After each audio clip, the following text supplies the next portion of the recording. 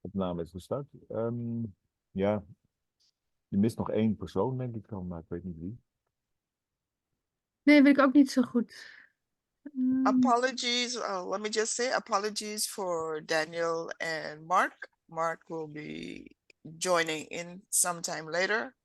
Okay. And Daniel sends his apologies. Probably he Okay. will spring in later as well too.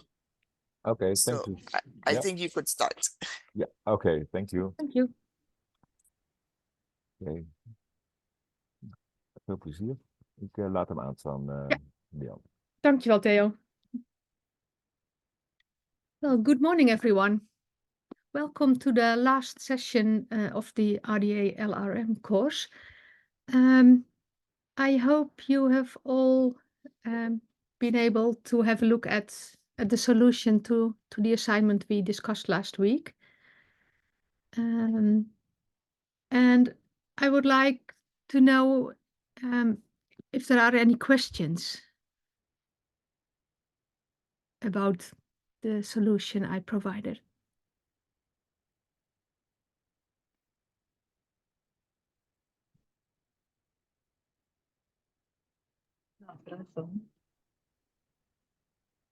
Liaan, Ja, mag ik even vragen, want dit is niet van vorige week, nou ja, dit is de algemeen vraag eigenlijk.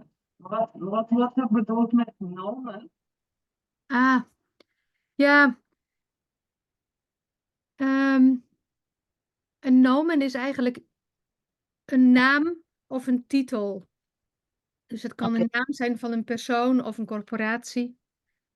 It may be a title of a book or a title of a manifestation. And by saying that it is a nomen, RDA makes it possible to record data about the name or the title. For example, what is the language of the title? Or who provided the specific form of the name?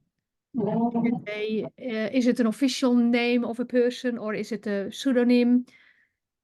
All those kind of things you can, all those statements you can make about names or titles. And the nomen entity is designed to make that possible.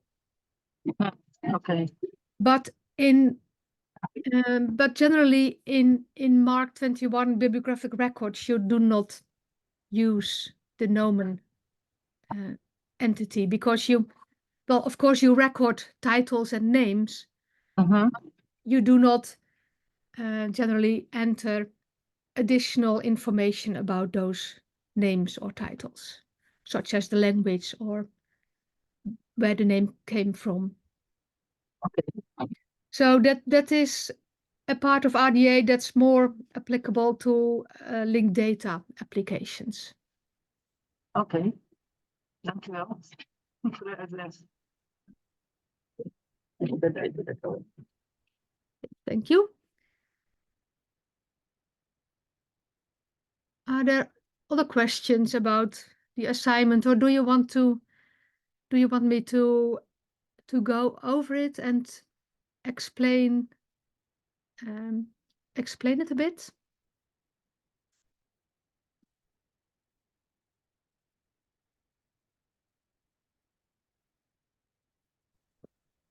If possible, yes.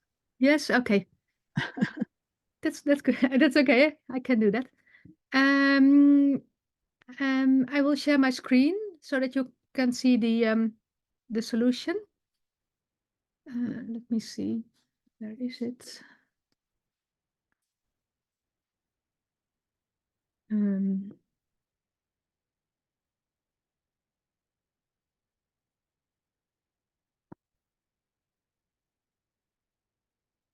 So I think I will start with the last part of the solution. And I would like to talk about this a bit first. As you will remember, the bibliographic record was about a DVD publication of the Pride and Prejudice television program. So it all started with what's called here manifestation number 1. That's the green circle, well, just a bit left of the middle of the page. So that green circle represents the manifestation that consists of 2 DVDs. It's the special anniversary edition published in 2009. And well, there are some more details about this manifestation in the record, such as that it's a video disc, what the title of the manifestation is, and so on. And this manifestation embodies a specific work and expression. And in this case, they are called expression number 1 and work number 1. And together with manifestation number 1, they represent the DVD of the television program.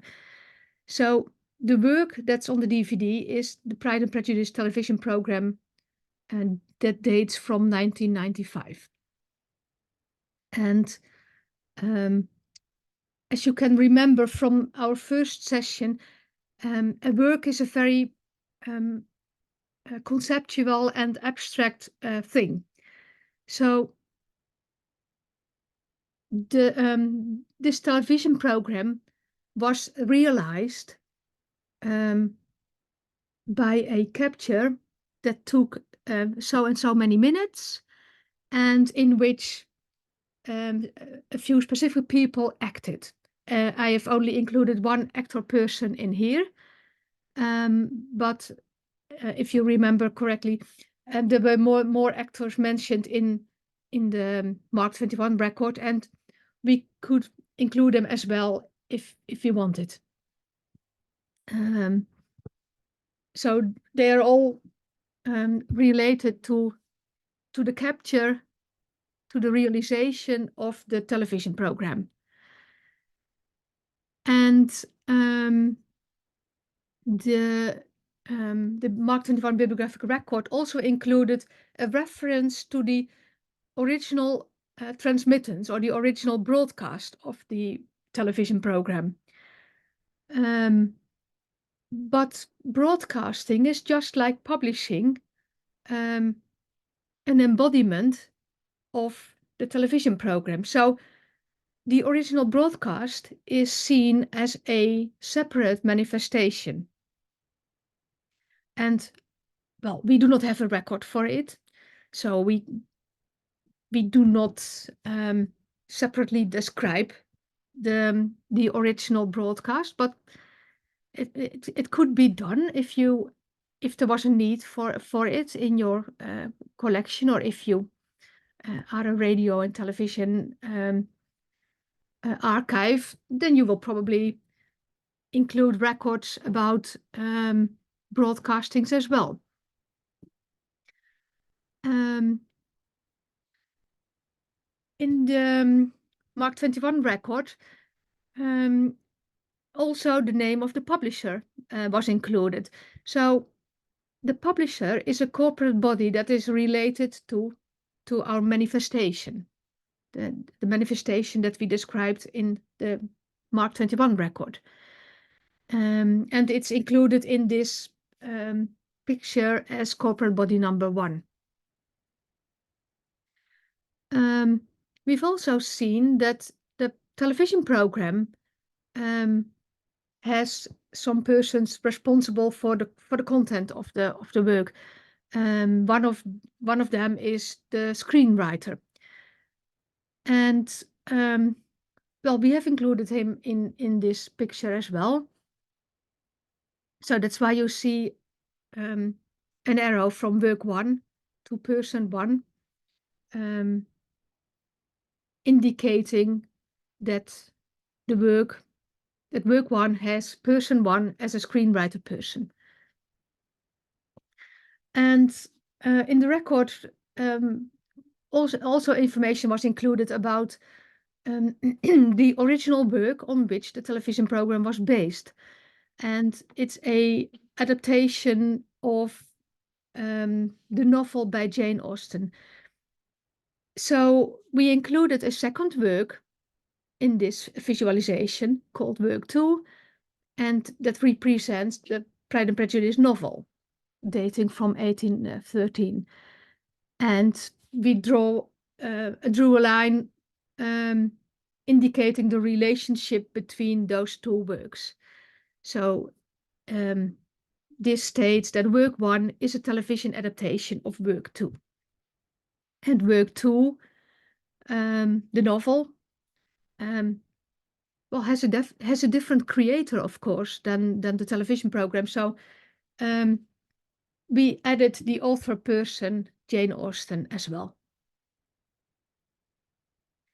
And well, as you can see here, there is not a one-to-one relationship between records in Mark 21 and the things or entities that are included in the record.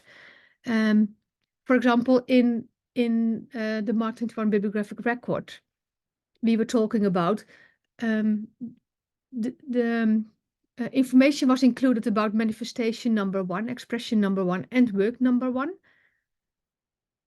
and also relationships to many different persons and other works as well. But those works and those persons are not described in the Mark record. You could add additional records, either bibliographic records or Mark records, authority records for them, but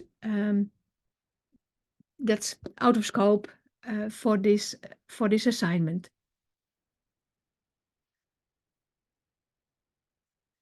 And well, let's go back to the list of elements. I think authorized access point for work we discussed last week. And well, I added some notes to the below the table to explain a bit more about access points and about the different parts that make up this specific access point.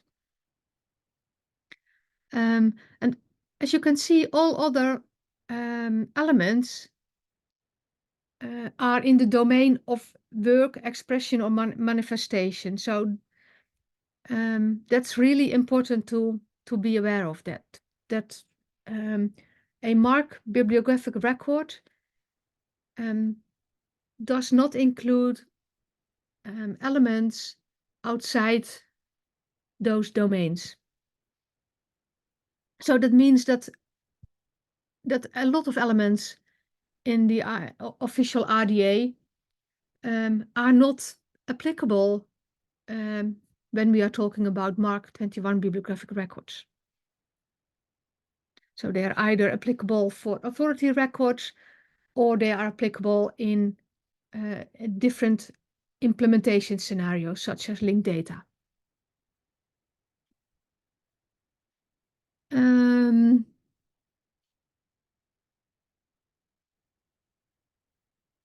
Let me see. And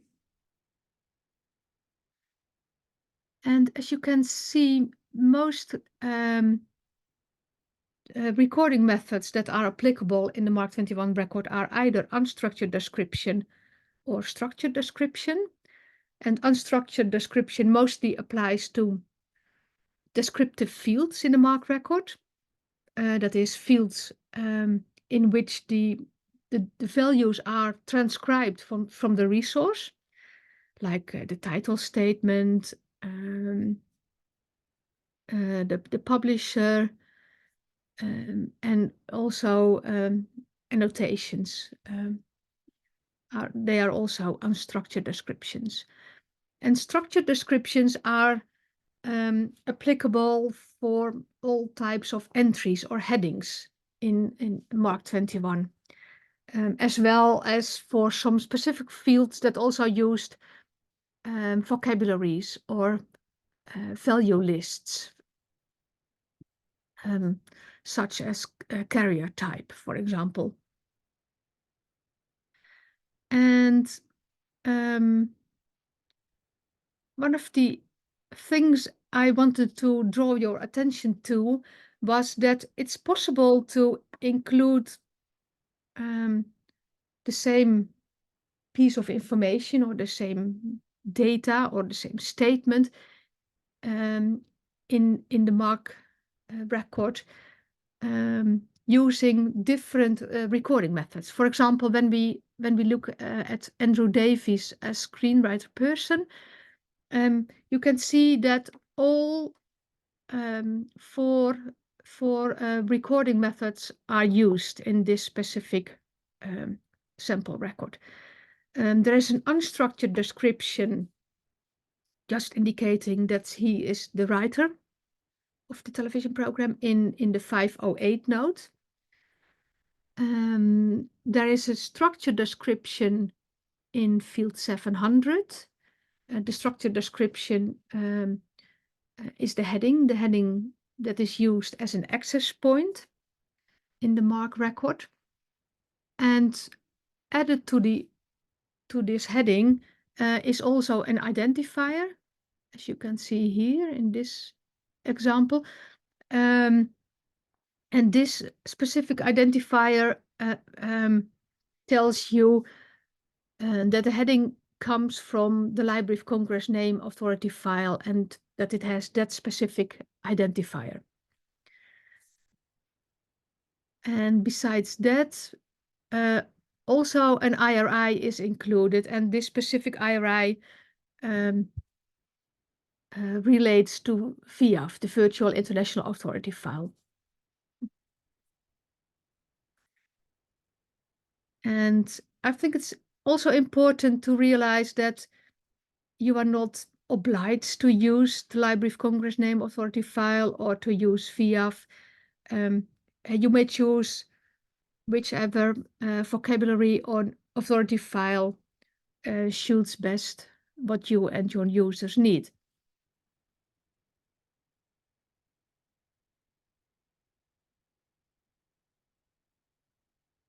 So that's in a nutshell what I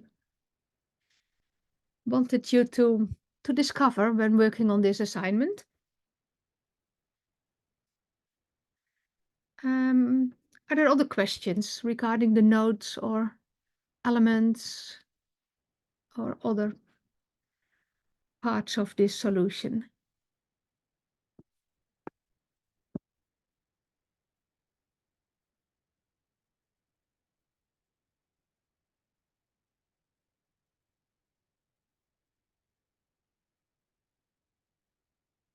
Not, then I will come back to the main session. And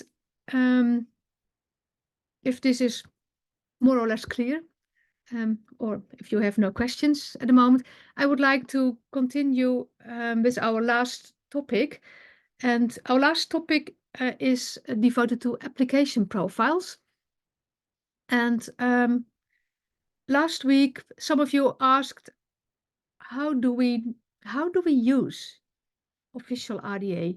How do we navigate the RDA toolkit? How do we know what's applicable for us?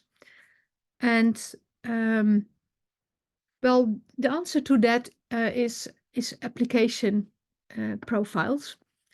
And I would first like to share with you some general information on application profiles, and then the remainder of this session I would like to devote to working on a basic application profile that might be usable for you in your own catalog. And I will start my slideshow and share my screen.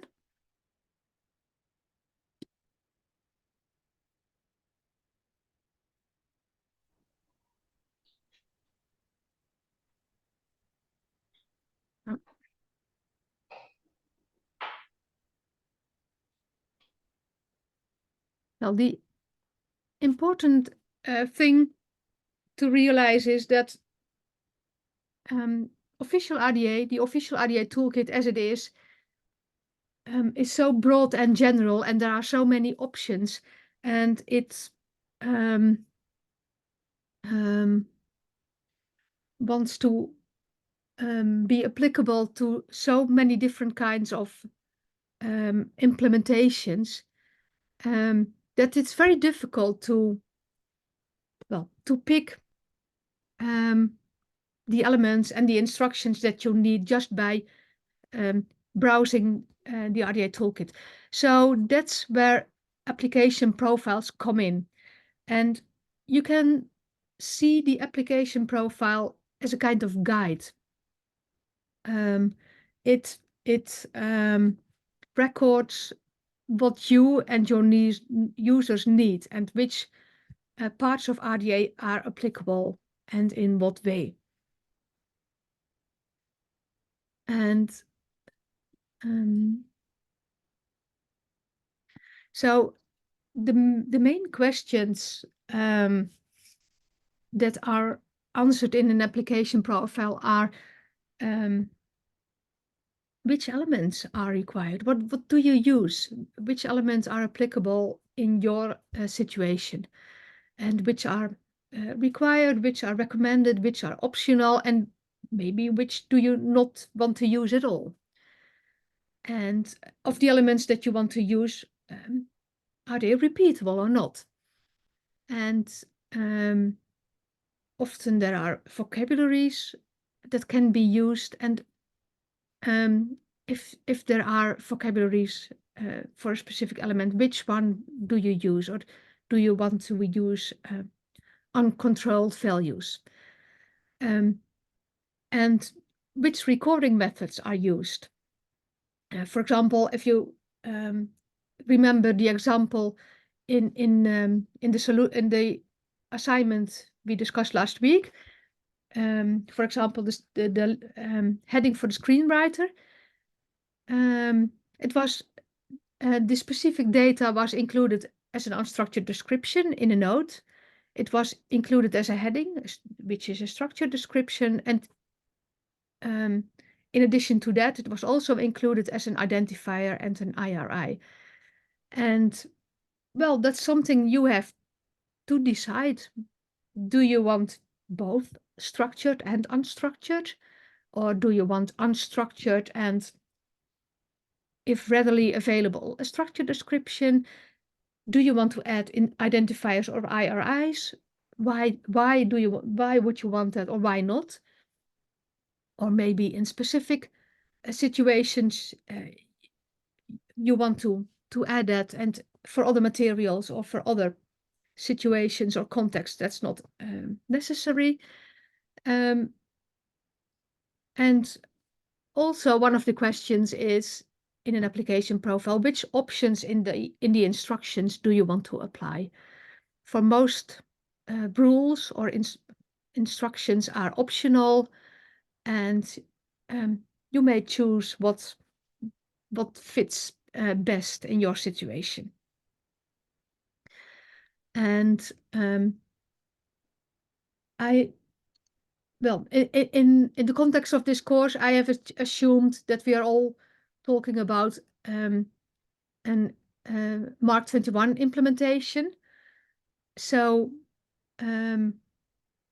questions about which entities do we want to record are out of scope of our discussion today, because working with bibliographic records implies working with manifestations, expressions, and works. But if you maintain an authority file, and if you record, for example, information on persons or corporate bodies, you may want to add a profile in which the same questions are answered, specifically for what elements about persons or corporate bodies do you want to include in your authority records. But if you do not maintain your own authority file, you may skip that question and just ignore that. So this type of information is included in an application profile, and application profiles well, exist in many forms and ways. They are examples of just pieces of text, instructions or a handbook, or a workflow document for catalogers, but they also exist as spreadsheets in which this information is recorded in a more machine readable form, and sometimes they are accompanied by examples, and sometimes they are recorded in separate documents and published online, but they can also be included in the RDA toolkit in the form of notes or comments or policy statements. So there's a great variety of what application profiles look like. And I included in this presentation 2 examples of application profiles that also use MARC 21, and application profiles that are more or less textual in form, because I think that's probably the type of profile or the type of information that you need most. So these are just a few screenshots from a Spanish application profile for books. And well, as you can see, it relates to the official RDA toolkit and also to LRM. And for example, you see instructions about optional additions that must be applied in the second box or screenshot from the left, and you also see a statement that a specific alternative option is not applied in this profile.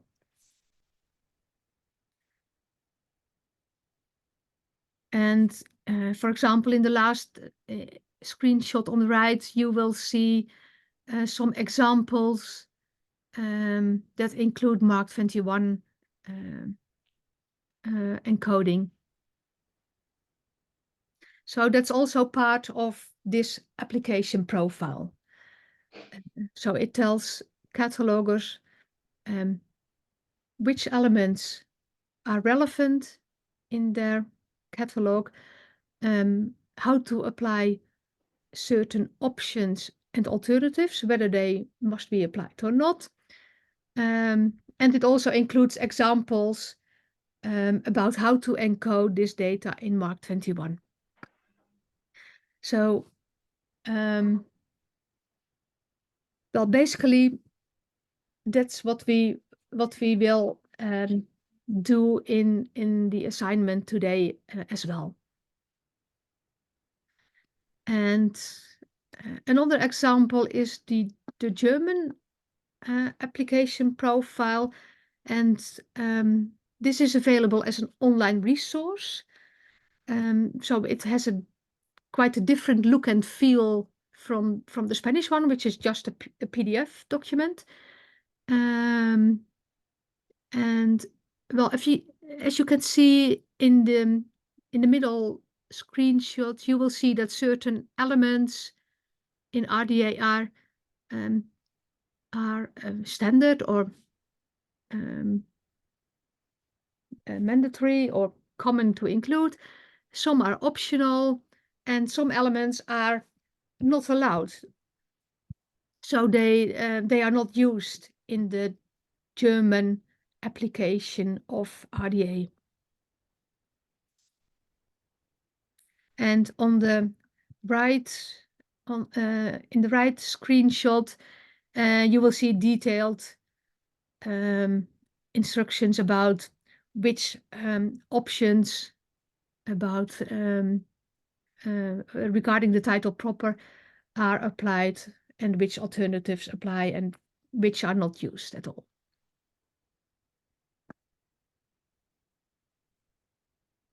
So this is just to give you an idea of what an application profile is and how it can help you in using official RDA. As you can see, catalogers use those application profiles instead of official RDA. And of course, they are related to official RDA, but all information that is relevant for the cataloger is in these examples included in the profile. So that's what I wanted to work on with you today, and I will share in the chat something I've called a basic application profile. Let me see, where's the chat?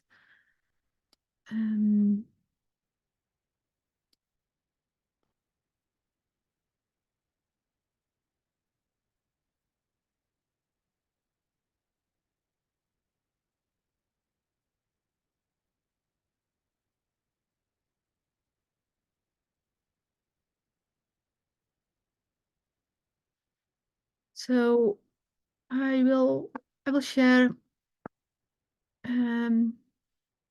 my screen.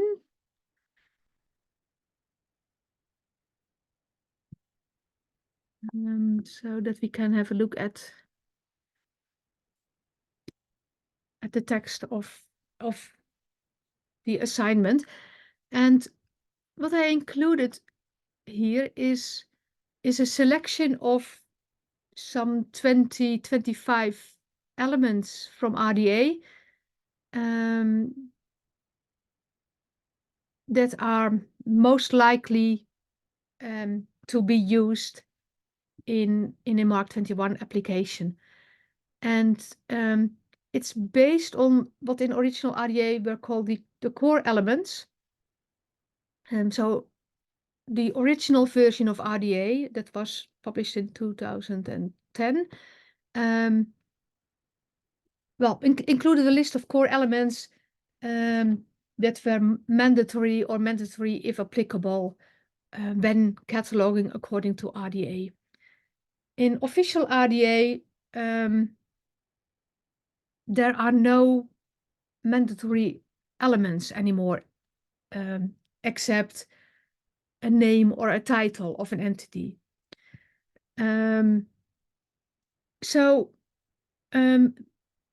I took from the original RDA the list of elements that were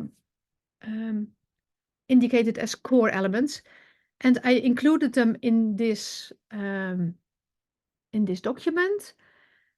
And for each element, I included the same kind of information.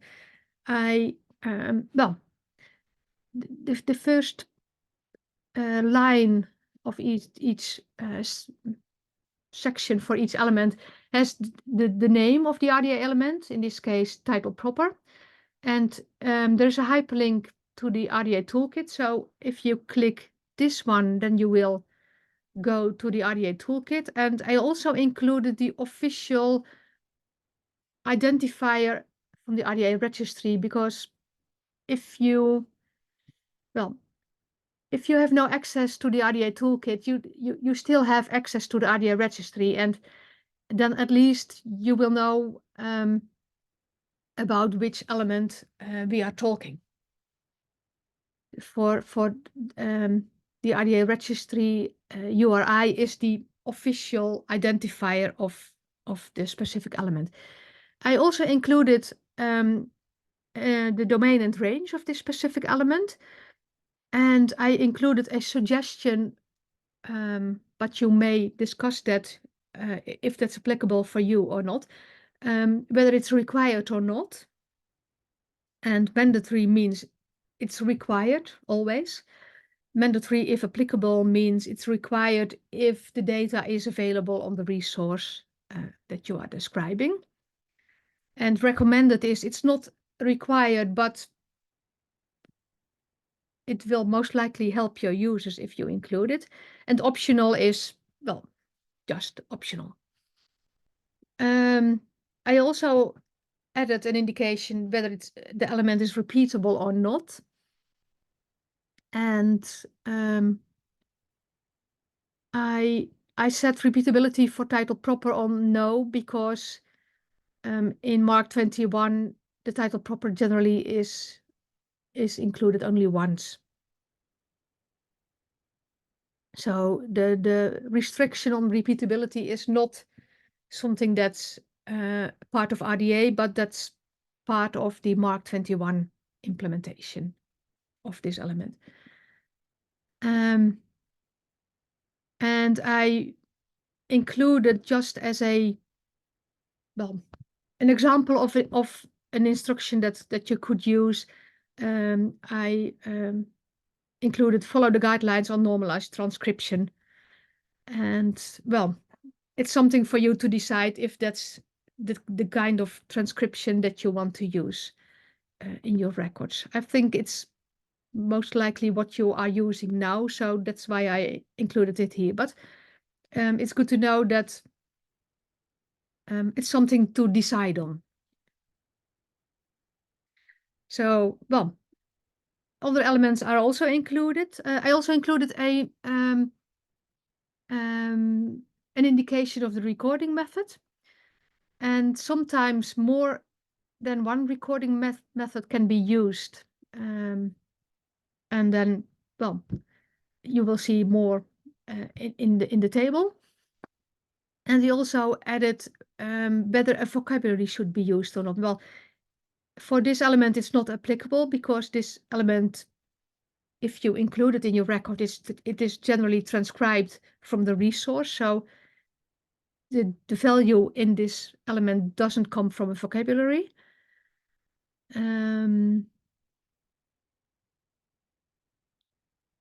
So let me see.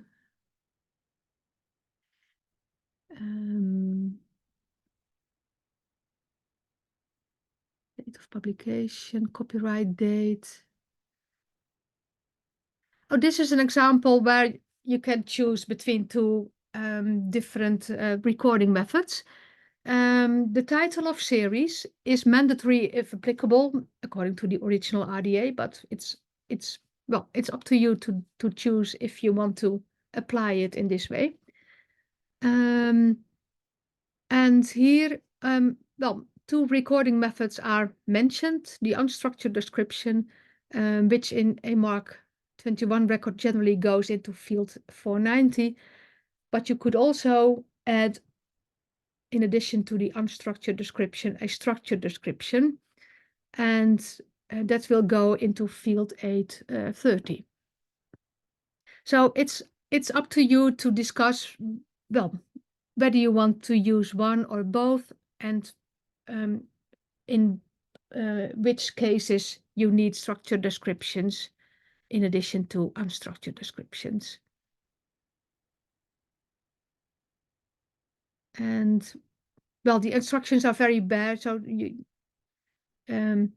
what I would like to do you is to go to the RDA toolkit and to read the options and alternatives for recording, for example, the series title, and then to choose which options are applicable in your catalog. And I just included one instruction here. It says apply to series and sub-series. That's just because, just to let you know that this specific element can be used for both series and sub-series.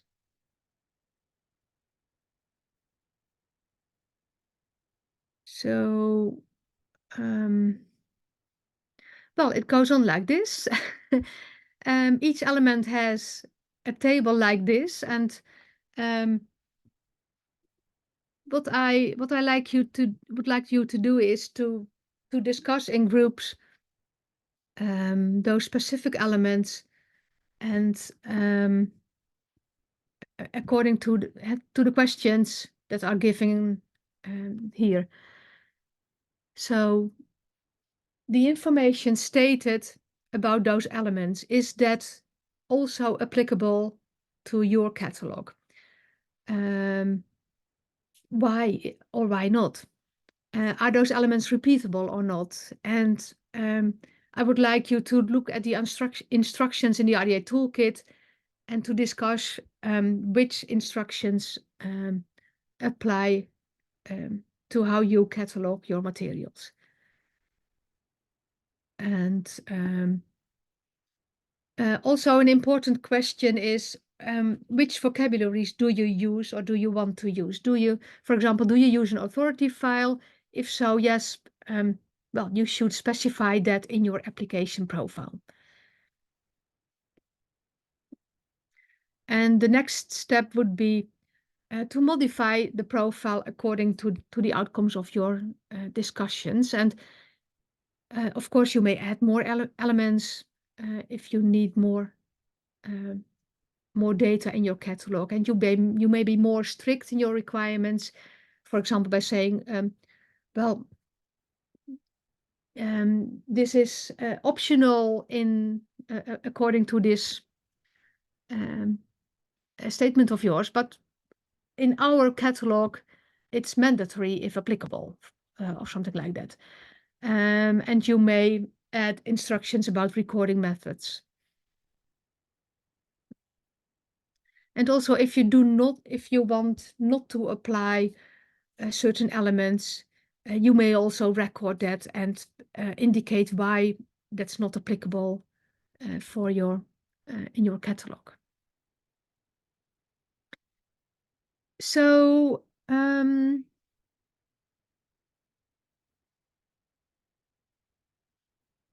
I think the best way to do is just like last week, to make breakout rooms for each group, and well, give you some time to discuss. And well, I can visit the breakout rooms and answer your questions. And I think, let's say within 1 hour or something like that, we can come back to the main session and discuss well, the topics that came, the outcomes of your discussions. Is that well, what do you think about that? Is that a good approach? Is it clear what I would like you to talk about and to do?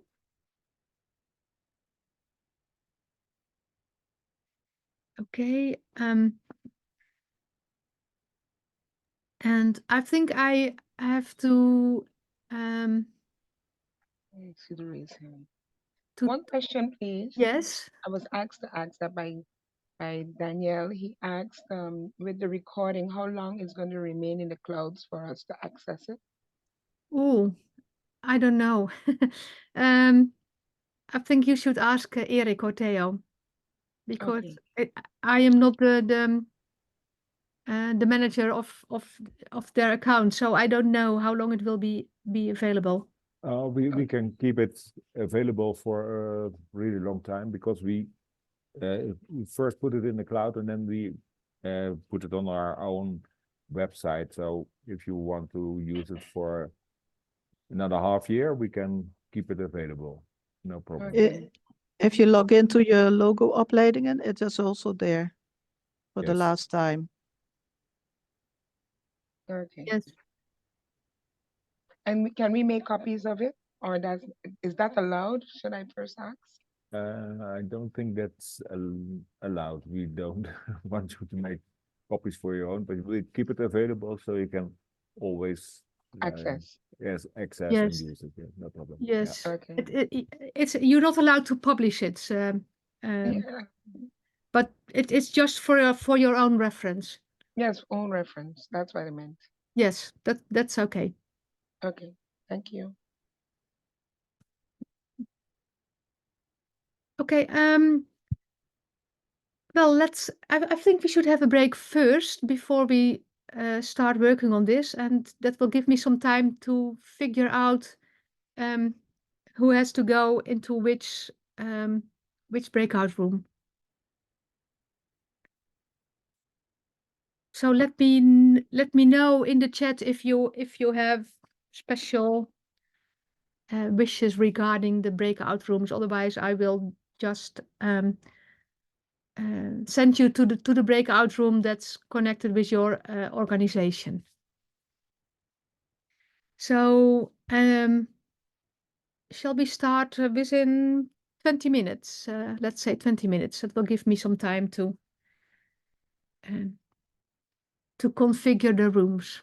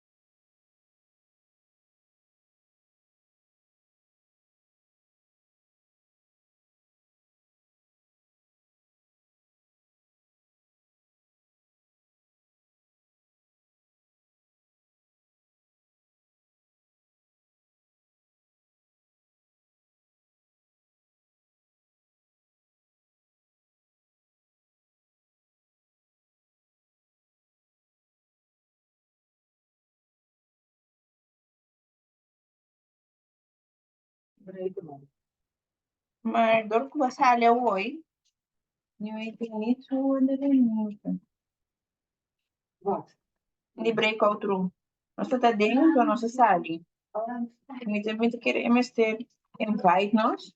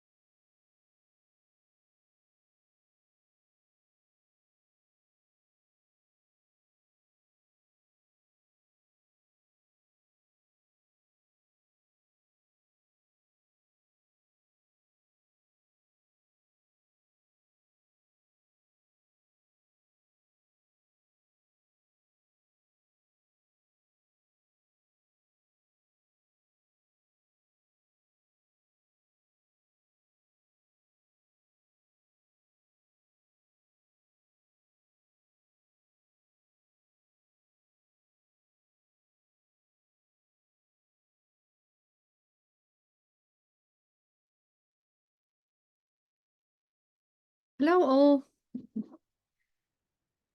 I hope you all had a good discussion. And I would very much like to know what your outcomes are and how the discussion went and what you talked about. Who would like to start and to tell something about the discussion or questions that arose?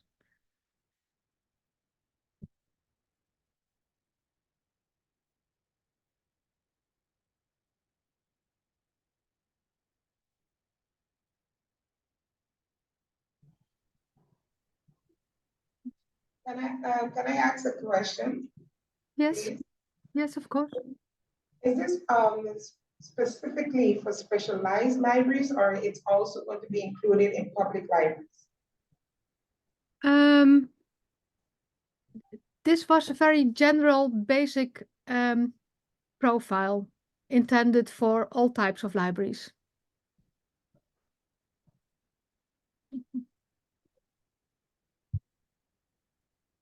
Okay. So did you find elements that you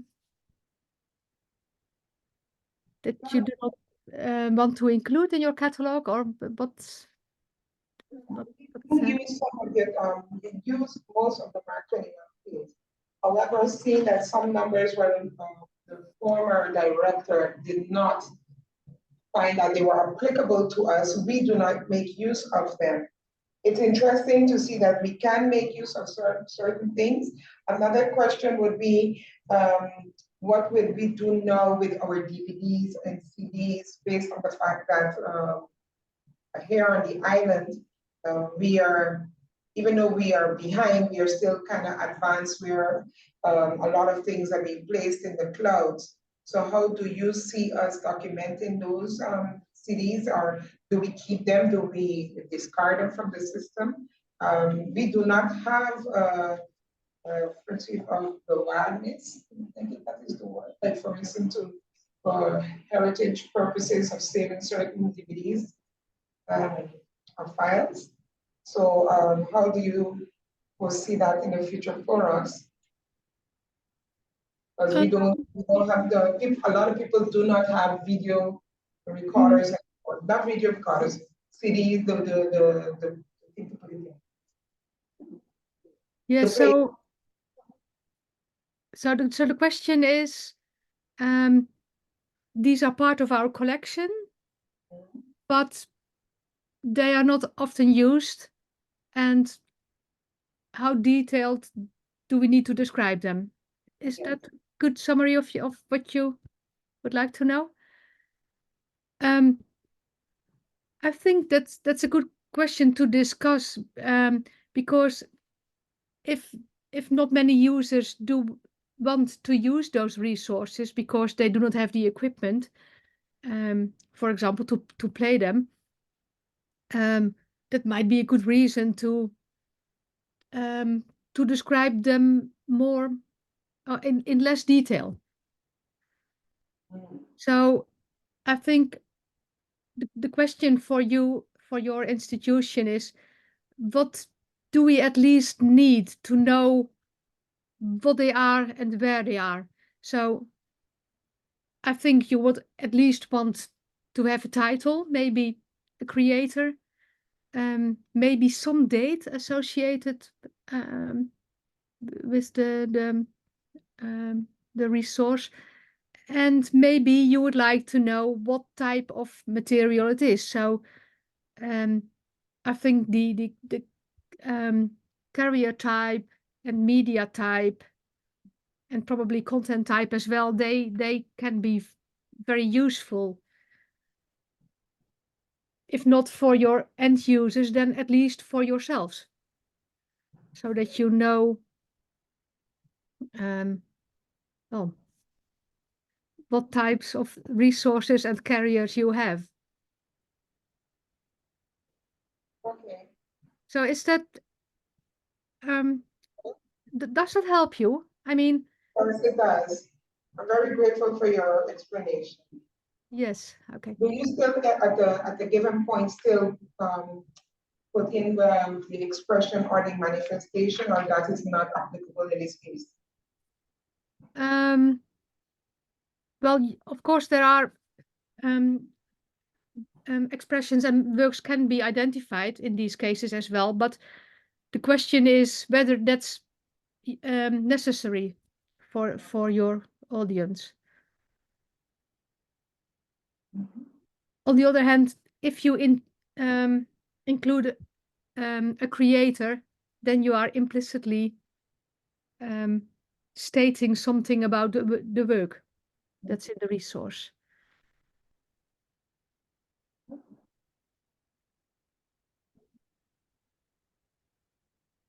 But I think well, the important thing is how much effort can we put into this, and what do we at least need to know?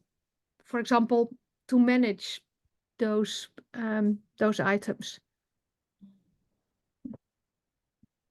Next question, because I haven't seen these, the Mark 21 mapping. I haven't seen the codings of the $sign, the A, the B, the C. Can you explain that? Because I do not, I mean, we did do an ALA course cataloging, but I don't recall seeing these coding. Or unstructured description or structured description. I'm not sure of those things, or we are not sure of them. Okay, so I'm not sure whether I understand your question correctly. Do you want more explanation on which subfields in Mark 21 are used for which type of for which recording method, or do you just want more information about subfields in Mark 21? This is Alabay, because it is in assignment 5, and let me just look at the first page by the Mark 21 mapping. The first one, it has 245. Yes. And then it has the $sign and the letter A. Yes, that means. Yeah. Yes, that means that the title proper goes into subfield A in that specific field. And there are also other subfields available in Mark field 245, but they do not include the title proper.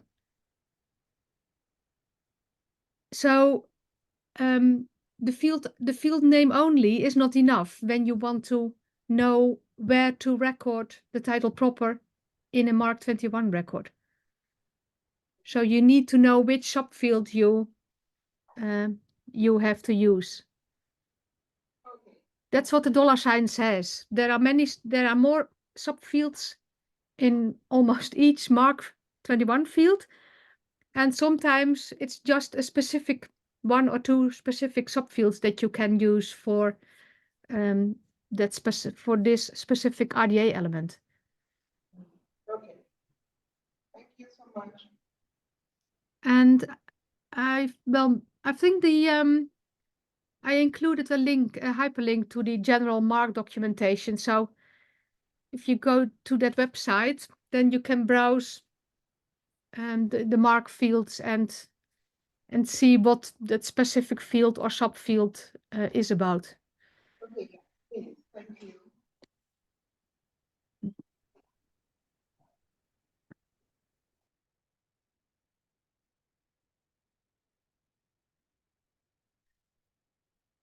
And other groups, what did they discuss? What did you discuss? What did you talk about?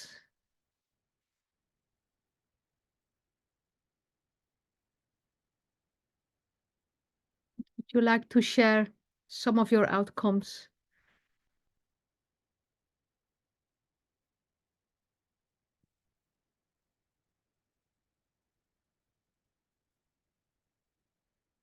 Did you find it a useful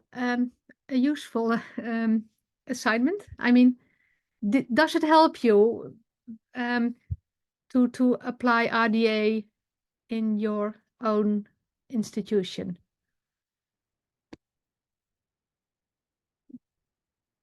If you want to apply it, of course, which maybe you do not yet know.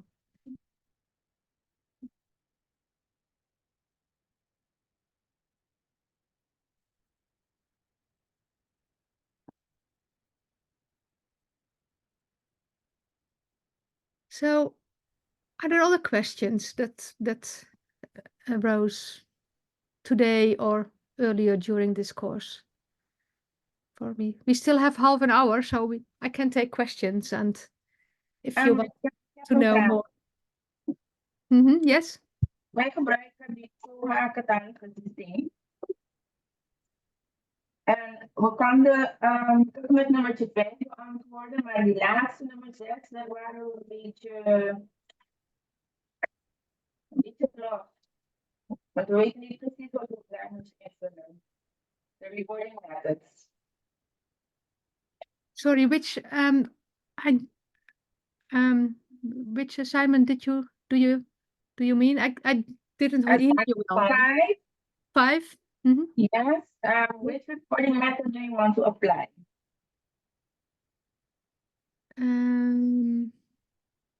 Ja, de 5e, zeg maar. De 6e. Niet de 3. Of De 6e, ja. So, which one? the recording method.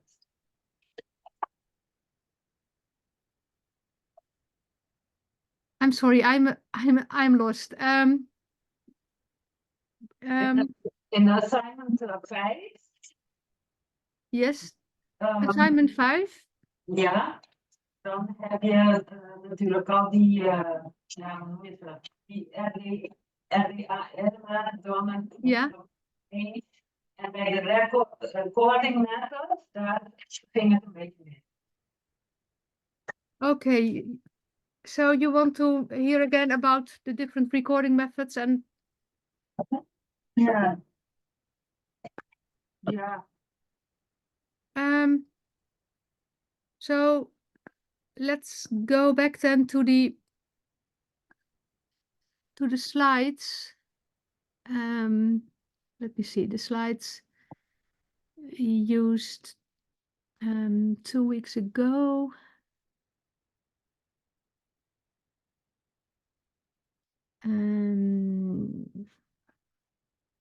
This one I will share my screen.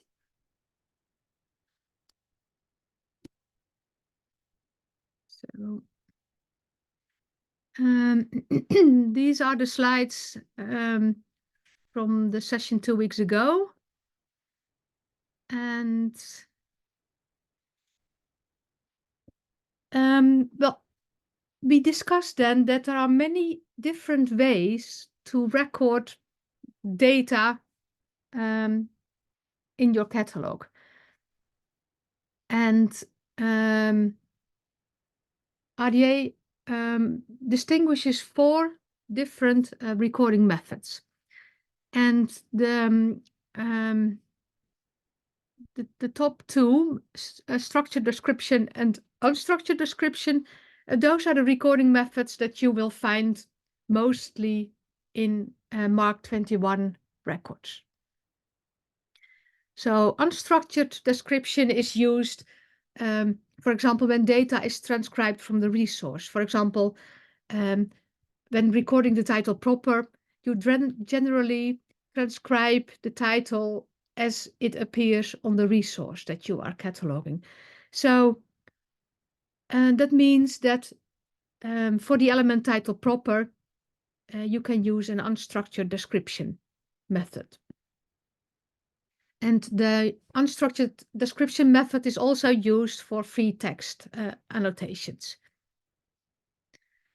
The structured recording method is used in MARC 21 records for access points, for headings. That is standardized text that is used in an index in the catalog. So that's the structured recording method. And the more familiar terms in MARC 21 are headings or access points. And generally, structured description is taken from a vocabulary or a name authority file or something like that. And those are the most important recording methods in a MARC 21 record. But as we have discussed before, there are other methods as well. For example, an identifier and standardized numbers such as the ISBN or ISSN are seen as identifiers. That is to say, they are codes that in themselves do not have a meaning but help users to identify a resource. And identifiers also can be links to authority records, for example. In the MARC record we discussed last week, the identifier method is used to link a heading to the Library of Congress authority record number. So that's also an example of RDA recording method identifier. And the last method that RDA distinguishes is called IRI, and that's a type of recording method that's really very useful when you want your data to be used as linked data or linked open data. And both identifiers and IRIs are more machine readable things than human readable things. So generally, in a MARC 21 record, you can only use them in addition to a structure description. There's some cataloging systems can use an identifier to an authority record and then pull all the data from the authority record for display in the catalog. Generally, the data is really pulled into the bibliographic record. So generally, identifiers or IRIs are only used in MARC 21 in addition to a structure description. And generally, in a MARC 21 context, you cannot do much more with it than just recording that. Those recording methods are especially useful when you want to take your data from a MARC 21 catalog to, for example, a linked data environment. So that's, let's say, something for the future, and not something that is core to your current cataloging system. But I think it's good to discuss whether you would like to prepare for a connection to linked data, especially for certain types of data in your record, such as names of persons. So, well, yes. Mag ik Yeah. Oh.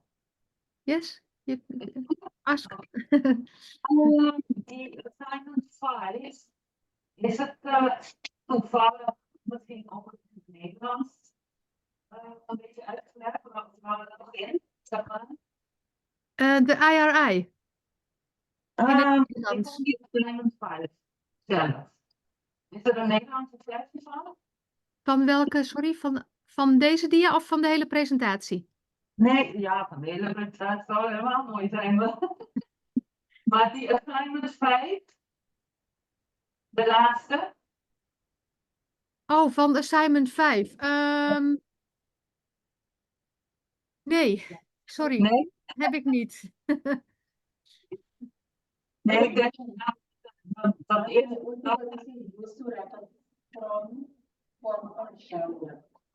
Ja.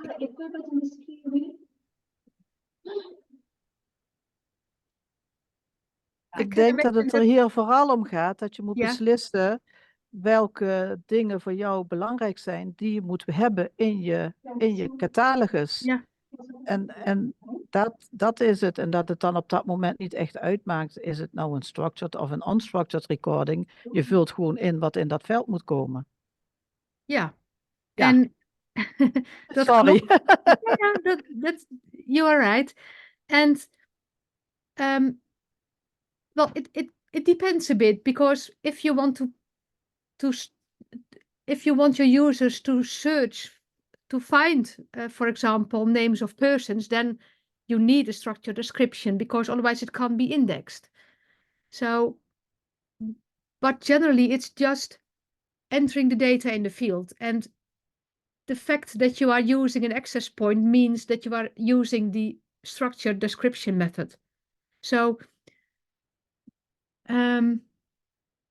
I think if you discuss what fields you do use, if you just stick by what you are already doing, I think that will help you that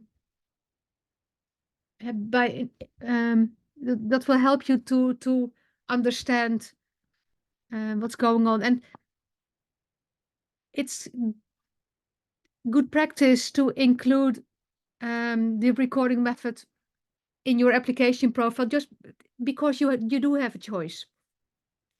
But it doesn't mean that you should or that you must do it in 4 different ways. So if a note field is enough for certain data, then it's okay to record an unstructured description and just do it that way. But it's good to think about it. For example, publication data, I mean, the place of publication and the name of the publisher, those are generally not indexed. But if it is useful for your users to find resources by place of publication or by publisher, then you might want to include structured descriptions for places of publication or for publishers as well, in addition to recording the name of the publisher or the place as it appears on the resource, which is the common practice. So it's a matter of choice, and the choice depends on what's useful for your users, but also on how much time do you have to enter the data in your catalog. So it's a balancing act. But well, there is a lot of choice. There's not one standard way that must be applied, and you may make choices regarding sub-collections, for example. Some types of material or some sub-collections need not be described in as much detail as others. So that's okay. All those things you can include in your application profile. And I think the most important thing is just to think again and discuss, what do we need and why do we enter this? And what is the function of this data in the catalog? Is it just for identification? Do you want to find data or resources using this specific piece of data? Do we want to, in the future, maybe make our data available as linked open data, or do we want to reuse linked open data that's already out there in our catalog? That all those questions are relevant when deciding whether you want to add identifiers or IRIs for access points, for example.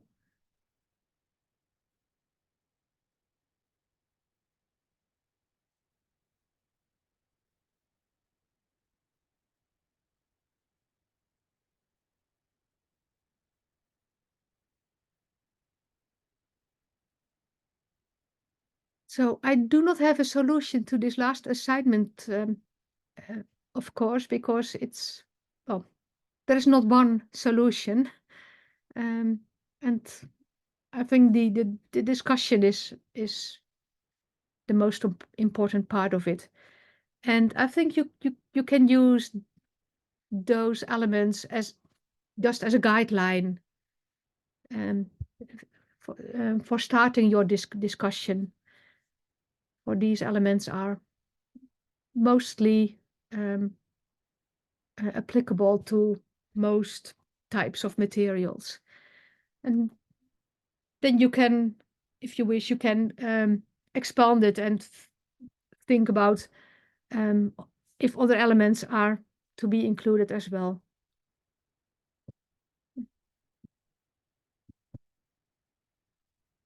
And I'm not sure how long the RDA toolkit trial subscription will last, but I provided a download of some of the core elements in the logo, the learning system, so that you have a backup and just can read again, even if the trial account is no longer available.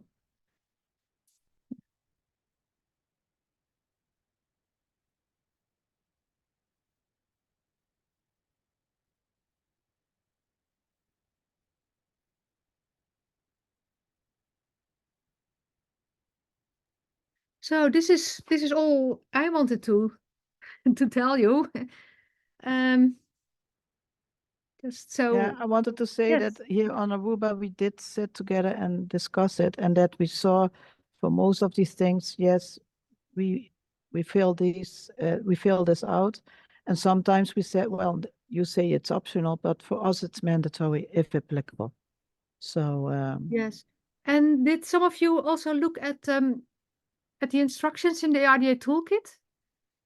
Specific instructions, for example, for title proper or for other elements? no, we didn't do that. We Um, just sat together without a yes. computer. If you like, we can just together have a look at one or two elements and just to see what type of instructions and options there are and what the choices are. So let me see. I will.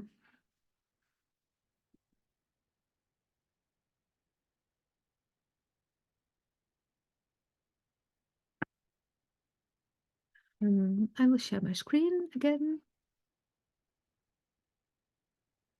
So I opened the element title proper in the RDA toolkit. So, and I will just scroll down to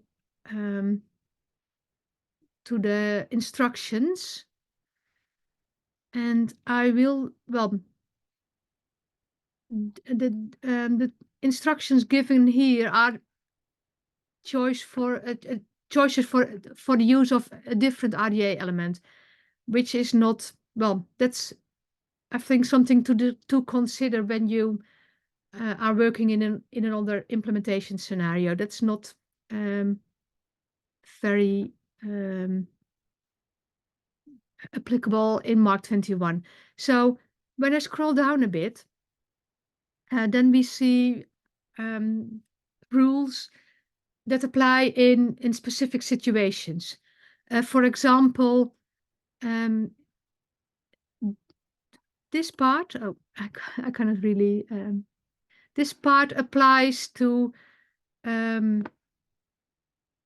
resources on which are more than one title is included in the resource. So two options are given, and one of the options is record the value that appears first. So there are two titles on the resource, and you can just say, well, we only describe the first one. But another option is describe the most comprehensive form. So those are options to choose from. And the next instructions are about manifestations that are in parts and that are published in units.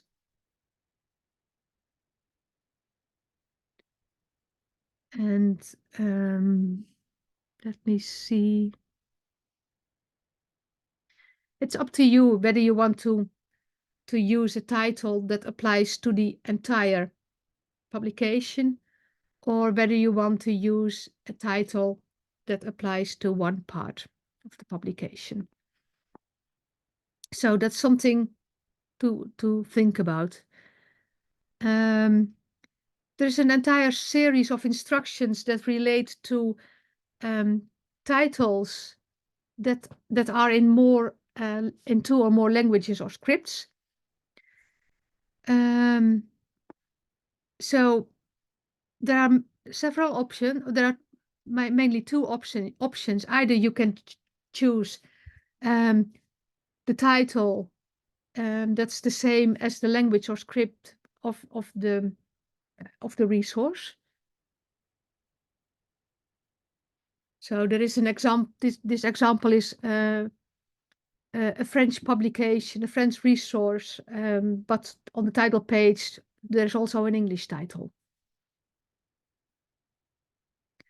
So, and you may choose just to record the French title because the resource is mainly in French. But another option is to use or to record the title that appears first. So, and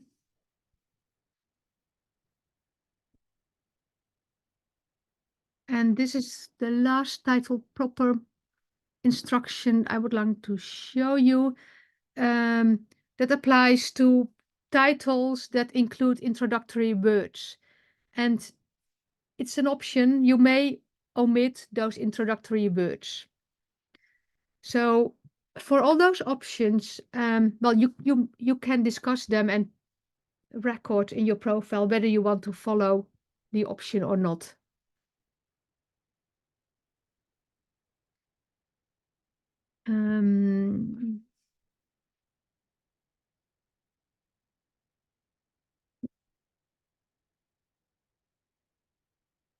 And for example, let's have a look at, let's say, series title.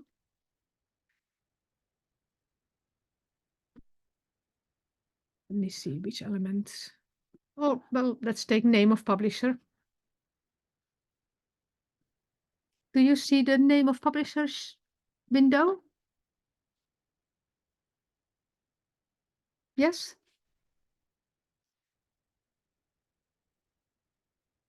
Okay.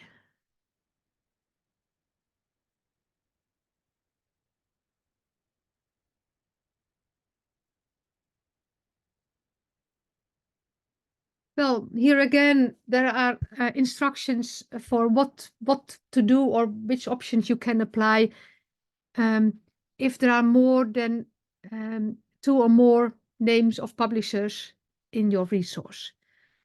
So again, you may choose either to record the value that appears first or to record 1 or more values in the order indicated by the layout or typography of the resource.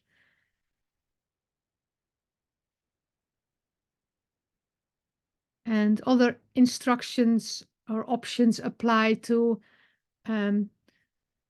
names of publishers in parallel languages or scripts. So again, there are a lot of options that you can choose from.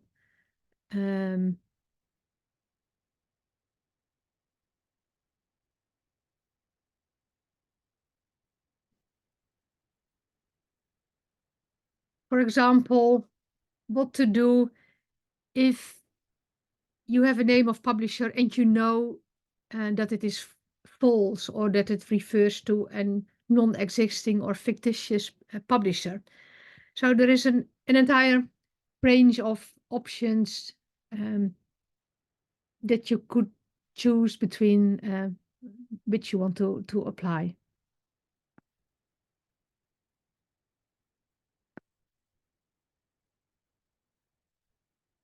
So that's something that you can do in addition to stating that name of publisher is mandatory in your application.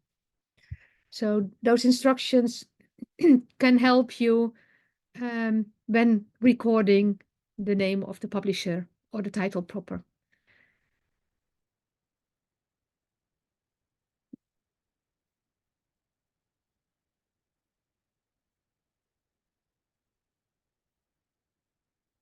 So we have a few more minutes for final questions.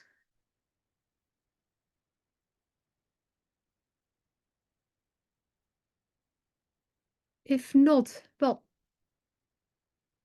I made a new version of the of today's assignment, so I will upload that to the leeromgeving, to the learning system. And well, I would like to thank you for all your questions and your hard work and your interest in RDA.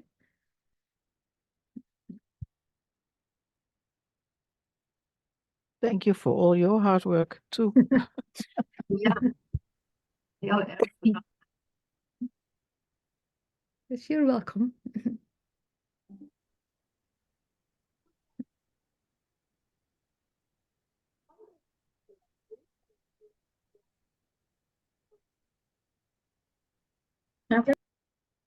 Thank you.